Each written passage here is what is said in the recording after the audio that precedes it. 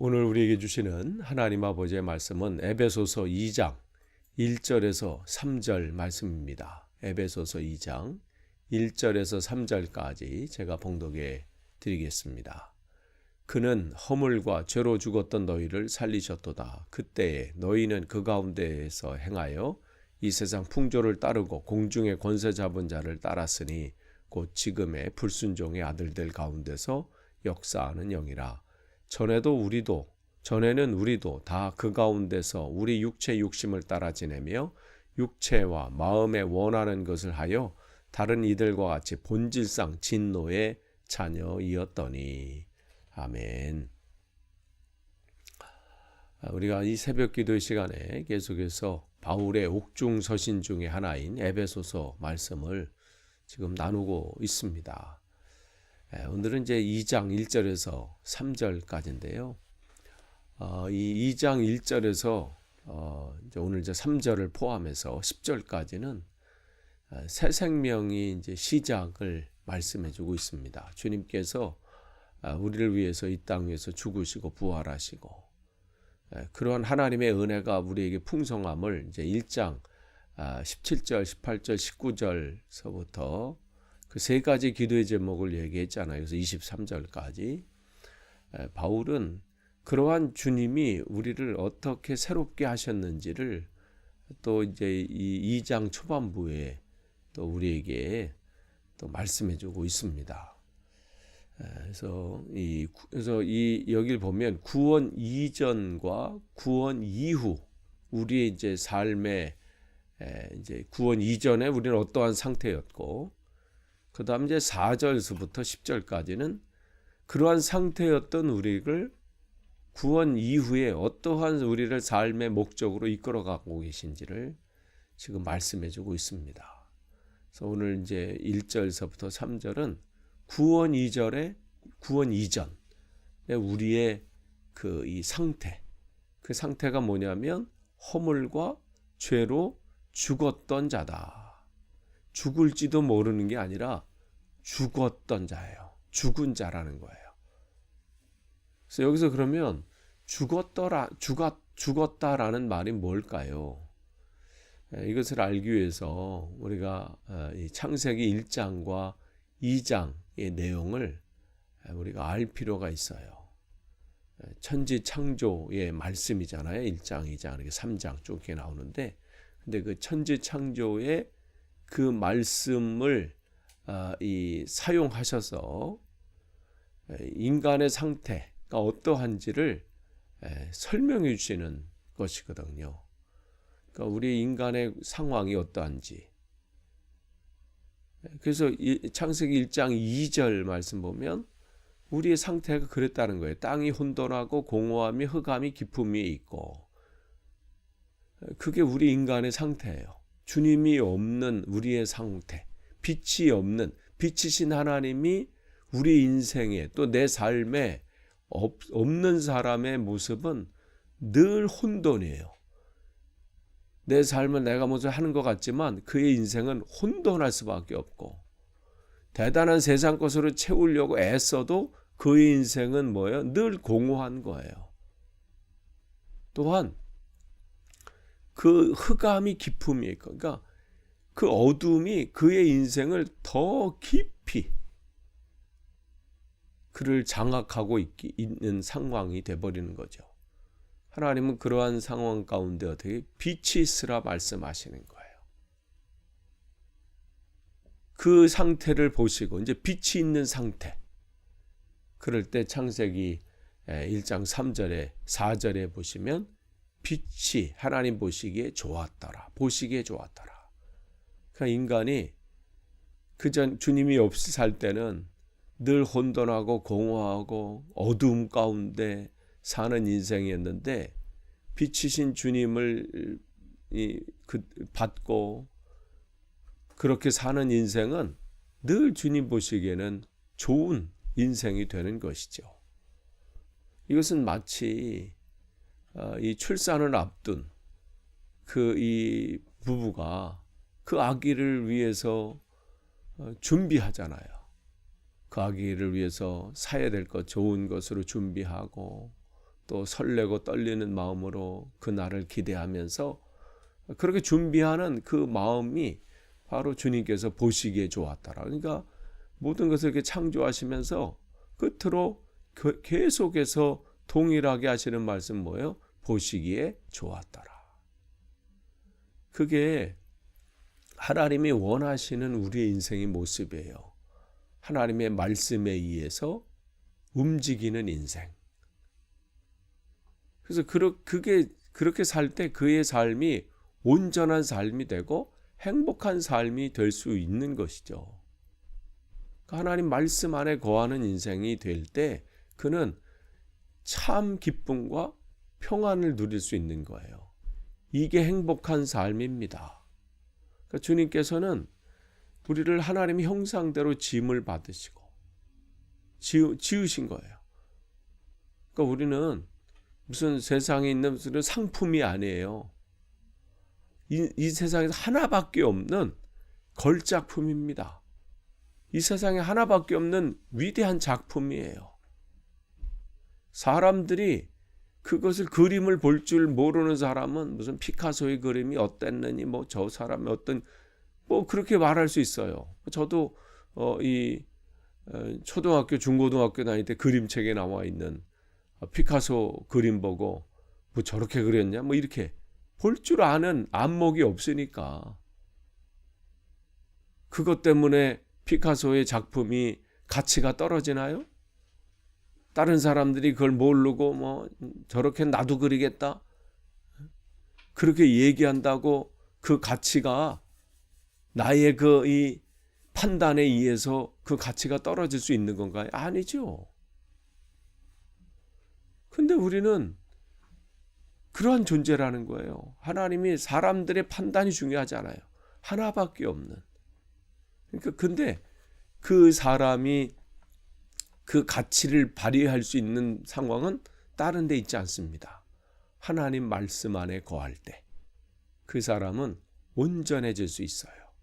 그래서 하나님께서 그 우리들에게 안전한 장치를 주신 게 하나님 말씀입니다. 보호 장치를 주신 게 말씀이에요. 그래서 하나님 말씀 안에 거하고 그 안에 살 때 우리는 행복한 삶을 살 수 있기 때문에 그렇죠. 그래서 창세기 2장 11절에 이 안전장치가 보여준 게 이거예요. 너희 선악을 알게 하는 나무의 열매는 따먹지 말라. 먹는 날에는 반드시 죽으리라. 이것은 우리를 괴롭히기 위해서 골탕 먹이기 위해서 주시는 게 아니라 우리를 안전장치로 주신 하나님 말씀의 한 예예요. 그러니까 이 말씀을 늘 기억하면서 어떠한 상황이 올 때, 유혹의 상황이 오든 내 삶의 위기가 오든 전혀 그 전에 생각도 안 했던 어떤 상황이 벌어지든 무슨 일을 하든 그 안에서 뭘 놓치면 안 돼요? 하나님의 말씀을 놓치지 않는 거죠. 근데 그 말씀을 놓쳤을 때 그의 시선이 달라지잖아요. 말씀이 들려오고 말씀이 보여지는 게 아니라 그 유혹하는 그 소리가 들려지고 그 소리로 그의 마음이 대체돼 버리니까 그 유혹에 넘어가 버리는 거예요. 그래서 새롭게 되는 것 같고 자기가 하나님처럼 될 것 같고 뭔가 새로운 세상을 맞이할 것 같지만 결국은 인생이 망해버리잖아요. 그러니까 하나님과 말씀을 주셨다는 것은 하나님과 밀착되라는 거예요. 그 밀착은 일주일에 한 5일, 6일 정도는 밀착했다가 하루는 떨어지고 이게 아니라 365일 매일 하나님 말씀과 밀착되어 있는 그게 우리 행복한 삶의 시작입니다. 근데 우리 인간이 어떻게 거기서 떨어져 나갔잖아요. 관계에서 떨어져 나갔잖아요. 그거를 영적인 죽음이라 반드시 죽는다라는 것은 바로 하나님과의 관계가 떨어진 것이고 그게 바로 죽은 자라는 거예요. 그게 허물과 죄로 죽었던 이게 바로 그 말씀입니다. 그러면서 그렇게 허물과 죄로 하나님과 관계가 떨어져 나가고 죽은 자의 삶이 그럼 어떻습니까? 그게 2절, 3절이에요. 죽은 자의 삶은 바로 2절에 보시면 세상 풍조를 따르고 늘 두렵고 또 이 유혹에 빠져버리니까 세상 것을 의지할 수밖에 없어요. 하나님 앞에 떨어져 나가니까 두려운 거야. 돌아오면 되는데 그걸 놓친 거죠.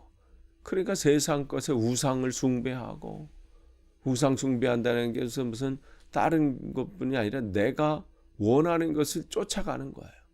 거기에 내가 인생이 사로잡혀 있어. 돈에 사로잡혀 있는 사람, 사람에게 사로잡혀 있는 사람, 자녀에게, 아니면 내가 어떤 추구하는 어떤 거에 끌려다니는 거고요. 그게 우상 숭배죠. 2단, 3단에 빠져 있는 사람 마찬가지입니다. 그리고 세상의 것에 빠지니까 무슨 사주 팔자가 어떠느니, 또 관상이 어떠니, 운명이 어떠느니, 점을 보느니 마느니, 거기에 내 인생이 휘둘려 버리는 거예요. 인생을 복되게 한다고 하면서 어떻게 끌려다니는 거죠. 그러니까 손이 없는 날, 그런 날에 이사 가야 된다고 하고, 집에 못도 제대로 못 받고, 늘 날짜를 따지고, 풍수지리가 어떠니, 모든 거기에 사로잡혀 있는 것이죠. 이게 뭐예요? 공중권세 잡은 자를 따르는 삶이에요. 그러니까 거기에 자기는 내 인생은 나의 것이라고 큰 소리 치며 살지만 결국은 사단의 노예가 돼서 사는 거예요. 그래서 바울은 너희는 이 세대를 본받지 말라 권면하고 있는 겁니다. 두 번째 어떻게 해요? 욕심을 따라 살아요. 3절에 보시면 육체의 욕심을 따라 지내며, 자기 욕망대로 사는 것이죠. 그러니까 자기 좋은 대로 사는 거예요. 그래서 이 부분을 갈라디아서에서 잘 바울은 지적해주고 있습니다. 갈라디아서 5장 19절에서 21절. 여러분 이제 끝난다면 한번 읽어보세요. 갈라디아서 5장 19절에서 21절에 육체의 일은 현저하다 쭉 하면서 음행과 더러운 것과 호색과 우상숭배와 쭉 얘기하고 있어요. 그러니까 공허한 것을 채우기 위해서 자기의 욕심을 채우는 거예요. 그거를 쫓아가는 거죠. 하나님보다 더 우선시되는 것. 그러니까 이런 정욕과 욕심에 사로잡혀 그 욕망대로 살아가는 사람. 하나님은 계속해서 하나님의 말씀을 통해서 또 이런 설교를 통해서 또 주님의 백성들을 또 동원해서 계속해서 돌아오라 말씀하시는 대로 말씀하시는데도 그거 듣지 않는 것이죠. 그러면 어떻게 돼요? 로마서 1장 27절에 24절에 로마서 1장 24절에 그 마음의 정욕대로 더러움에 내어버려 두사. 그냥 내어버려 두시는 거예요. 기회가 있을 때 돌아오셔야 돼요. 여러분 미움보다 더 슬픈 건 뭐냐면 사랑의 반대는 미움이 아니에요. 미움도 정이 있어야, 관심이 있어야 미워하는 거예요. 미움보다 더 슬픈 것은 무관심이에요. 또한 3절에 보면 우리 인생이, 죽은 자의 인생은 육체와 마음에 원하는 대로 사는 삶이에요. 자기가 그냥 좋아하는 대로 살아가는 것이죠. 자기가 추구하는 그 가치관대로 살아가는 거예요. 하나님 말씀을 모르니까 어떻게 자기가 어릴 때부터 들었고 배웠던 것을 그게 자기 가치관이 되는 거. 어려서부터 부모님이나 세상 사람들에게 돈이 최고다 그 소리를 듣고 자라면 어떻게 해요? 그 인생은 돈이 그냥 인생의 최고의 가치가 되는 거야. 어릴 때부터 무엇의 그 마음에 무엇을 쌓고 있느냐에 따라서 그 인생이 지배를 받잖아요. 주변에 어릴 때부터 또 서른이 돼서 결국은 그 자기가 쌓아놓는 그 최고의 가치라고 생각하는 것이 자기가 어떠한 결정을 해야 되는 상황 속에서는 크게 나타나는 것이죠. 우리의 가치관이 무엇인지를 분명해야 되는 거예요. 근데 그걸 모르고 세상의 가치관에 휩쓸려 가는 거죠. 하나님의 가치관이 하나님이 원하시는 것이 무엇인지는 관심이 없습니다. 이게 우리 인생이었다는 거예요. 그러니까 1절서부터 지금 바울은 3절까지 이러한 인생을 살았던 허물과 죄로 죽었던 우리들을 이제 다음 주에 우리가 살펴보겠지만 우리를 그 허물 가운데서 주님께서 우리를 새 생명을 주셨다. 그렇기 때문에 오늘 우리의 삶이 어떠한지, 내가 어떠한지 점검하고 늘 주님 앞에 감사의 삶을 살라는 것이죠. 오늘도 여러분, 내가 지금 어떠한 인생을 살고 있는지, 제대로 삶을 살고 있는지 점검하시고, 혹 잘못된 길에 있다면 주님 앞에 돌아오시는 놀라운 일들이 또 여러분의 삶 속에 일어나기를 축복합니다. 기도하겠습니다. 하나님, 오늘도 하나님 말씀으로 하루를 시작합니다. 말씀을 통해서 우리의 인생이 새롭게 되길 원하고, 하나님, 또한 내 가치관과 내 삶의 분명한 목적이 바뀌어지는 귀한 시간들이 되게 도와주시고, 온전히 주님 앞에 바로 섬으로 우리의 인생이 새롭게 되는 시간들이 되게 없어서 예수님의 이름으로 기도하옵나이다. 아멘.